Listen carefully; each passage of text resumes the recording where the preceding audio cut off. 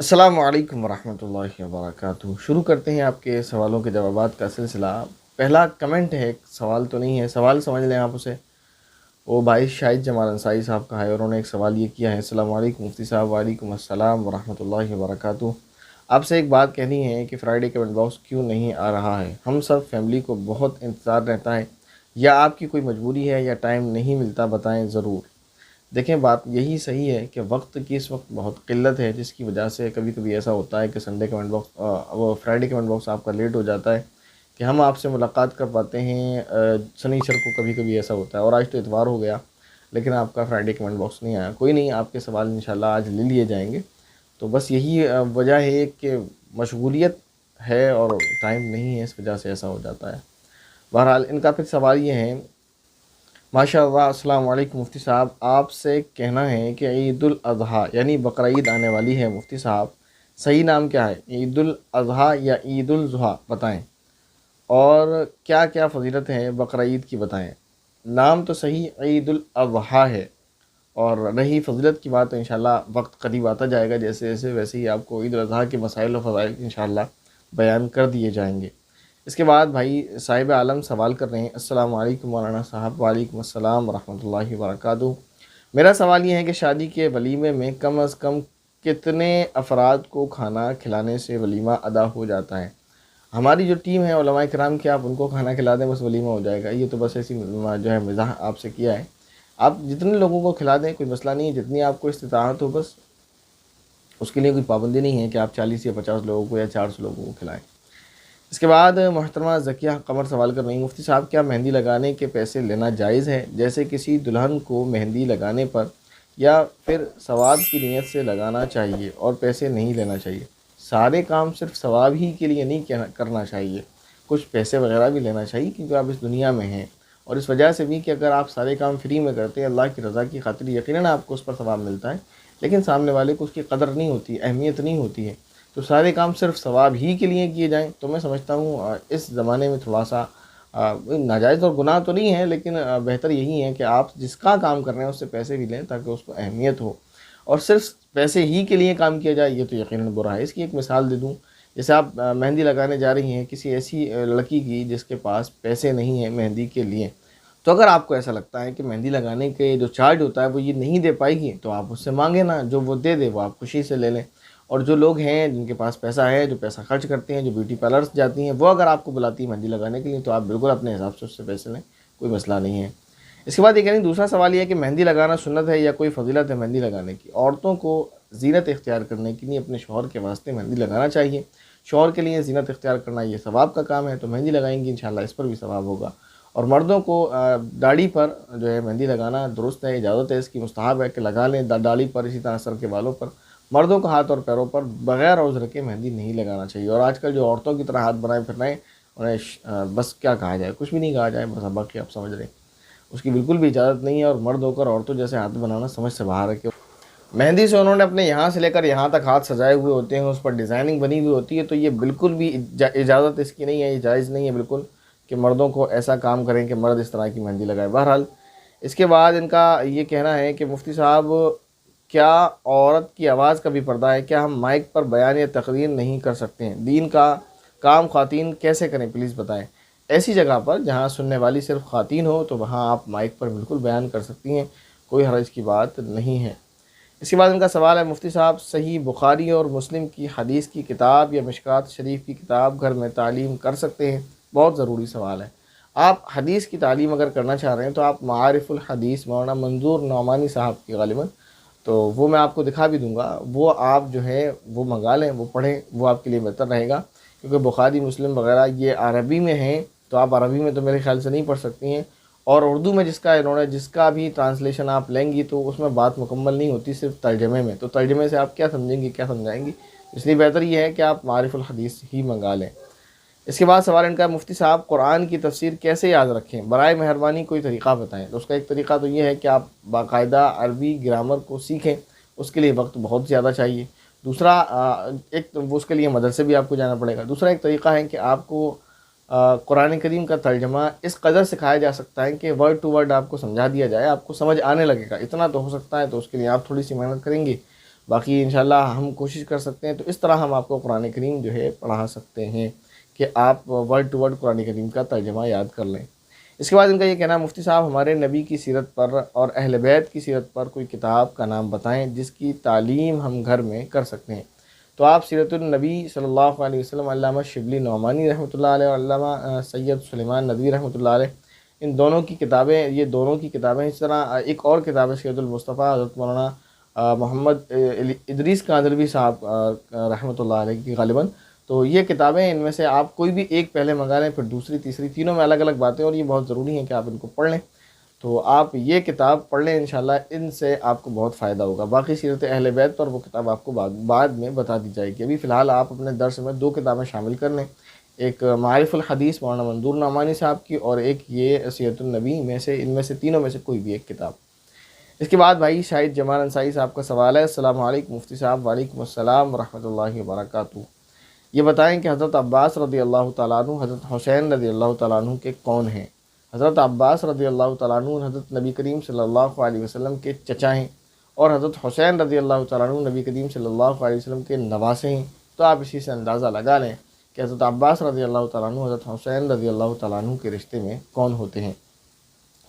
اس کے بعد سوال ہے ایک بہن کا، انہوں نے سوال یہ کیا ہے، یہ شاید بھائی کا ہے، نام معراج ہے۔ معراج لڑکے بھی رکھتے ہیں، لڑکیوں کا بھی نام رکھا جاتا ہے، کہ اگر نہیں کہنا ہوتا ہے تو اللہ تعالیٰ نے حضرت ابراہیم علیہ السلام کو کیوں سکھایا؟ پلیز تھوڑا بتائیں، اللہ تعالیٰ آپ کو جزائے خیر عطا فرمائے، آمین ثم آمین۔ یہ انہوں نے کمنٹ کیا ہے۔ ہم نے ایک مسئلہ بتایا تھا کہ نماز شروع کرنے سے پہلے لوگ ایک دعا پڑھتے ہیں، انی وجہت وجہی للذی فطر السماوات والارض حنیفا وما انا من المشرکین، یہ قرآنی آیت بھی ہیں۔ تو یہ بتایا تھا کہ اس کے پڑھنے کی ضرورت نہیں ہے، یہ پڑھنا ضروری نہیں ہے۔ آپ آئیں اور آ کر جو ہے مسجد میں یا مصلی پر اپنے کھڑے ہو جائیں، اور اللہ اکبر کہہ کر تکبیر تحریمہ کہتے ہوئے آپ ہاتھ باندھ لیں اور اپنی نماز شروع کر لیں، اور اس سے پہلے کوئی بھی دعا اس طرح کی پڑھنا ضروری یا سنت نہیں ہے۔ تو اس پر انہوں نے سوال کیا کہ اگر یہ ضروری نہیں ہے تو حضرت ابراہیم علیہ السلام کو اللہ تعالیٰ نے کیوں سکھایا؟ تو پھر تو حضرت ابراہیم علیہ السلام کو جتنی بھی دعائیں اللہ تعالیٰ نے سکھائیں وہ ساری پڑھ ڈالیں۔ ایک رب جعلنی مقیم الصلاۃ ومن ذریتی ربنا وتقبل دعا، یہ بھی پڑھ لیں۔ اسی طرح قرآن کریم میں ایک دعا اللہ تعالیٰ نے نبی کریم صلی اللہ علیہ وسلم کو سکھائی، رب ارحمہما کما ربیانی صغیرا، یہ بھی پڑھ لیں۔ اسی طرح اور بھی دعائیں ہیں، جیسے رب اغفر لی ولوالدی ولمن دخل بیتی مؤمنا وللمؤمنین والمؤمنات ولا تزد الظالمین الا تبارا، یہ بھی پڑھ لیں۔ تو جو اللہ نے دعا سکھائی ہے اس کا مطلب یہ تو نہیں ہے نا کہ نماز سے پہلے پڑھا جائے گا۔ وہ سکھایا کیوں ہے، وہ وجہ اور ہے۔ نماز کا تعلق اس سے نہیں ہے کہ کس نبی کو کیا دعا کیوں سکھائی ہے، تو یہ نہیں ہے بات۔ صحیح مسئلہ یہی ہے کہ نماز ہمیں نبی کریم صلی اللہ علیہ وسلم نے سکھائی ہے، اور نبی کریم صلی اللہ علیہ وسلم نے نماز سے پہلے اس دعا کو پڑھنے کا حکم نہیں فرمایا ہے۔ اس کے بعد محترمہ ذکیہ قمر کا سوال ہے، مفتی صاحب نماز میں دل میں نیت کرنے کے بعد سیدھا ثنا پڑھنا چاہیے، اس سے پہلے ہاتھ اٹھا کر اللہ اکبر نہیں کہنا چاہیے؟ جب ہم نیت کرنے کے بعد ہاتھ اٹھا کر اللہ اکبر کہتے ہیں وہ بھی نہیں کہنا چاہیے کیا؟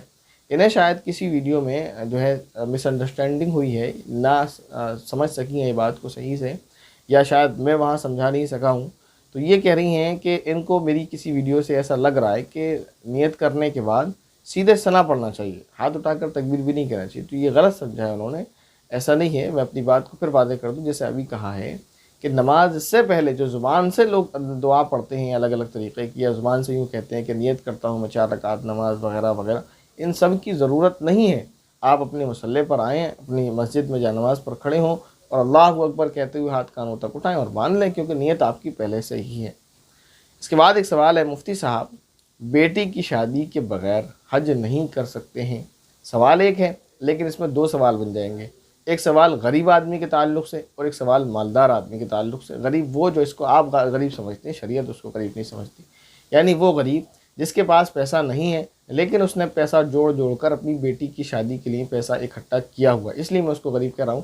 حالانکہ جس کے پاس اتنا پیسہ ہو حج کے لیے تو وہ غریب نہیں ہوتا۔ اب کسی کے پاس مثلا 5-6 لاکھ روپے ہیں اور اسے اپنی بیٹی کی شادی کے لیے جہیز خریدنا ہے، تو یہ ہے غریب آدمی۔ اور ایک شخص وہ ہے جو کروڑپتی یا لکھ پتی ہے، کاروبار اس کا اچھا خاصا ہے، غریب نہیں ہے، اس کے پاس بیٹی کے جہیز کے لیے بھی پیسے ہیں، اس کے علاوہ بھی اس کے پاس حج کے لیے پیسے ہیں۔ تو 2 سوال بن سکتے ہیں۔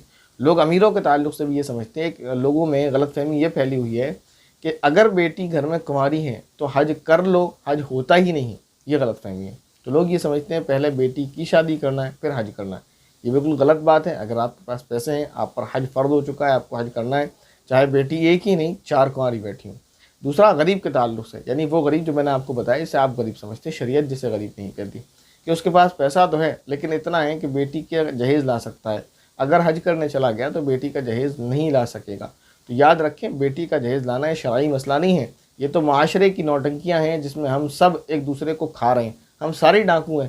یہ لڑکی کا جب باپ بنتا ہے، یعنی جب لڑکی کی شادی کرتا ہے تب تو روتا ہے کہ ہائی معاشرہ کتنا برا ہے، جہیز دینا پڑے گا فلاں فلاں، لیکن وہی آدمی جو ابھی رو رہا تھا کہ میری بیٹی کی شادی کیسے ہوگی، یہی آدمی جب لڑکے کا باپ بنتا ہے، یعنی جب اس کے لڑکے کی شادی ہونے کو آتی ہے تو یہی آدمی ڈاکو بن جاتا ہے۔ میں ایسے لوگوں کو جانتا ہوں جن کے اپنے گھر ابھی ٹھیک سے بنے ہوئے نہیں ہیں، اس میں بائک کھڑی کرنے کو جگہ نہیں ہے، اور بیٹے کی شادی میں ان نالائق اور کمبختوں نے جو ہے 4 ویلر کی ڈیمانڈ کر رکھی ہے۔ تو یہ سارے نوٹنکیاں ہیں جو ہم سب نے پال رکھی ہیں۔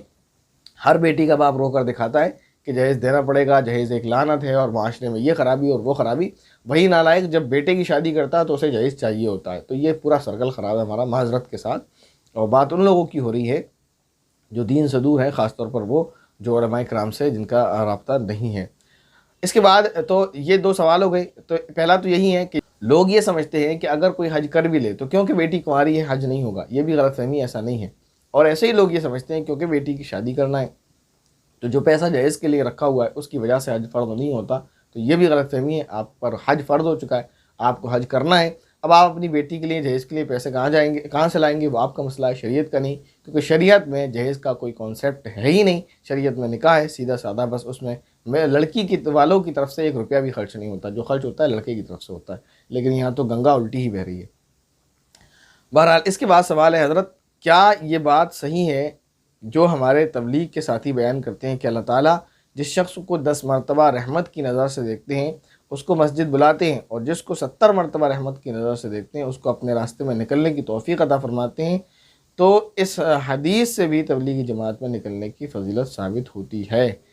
جھوٹ بولتے ہیں، سیدھا سا جواب۔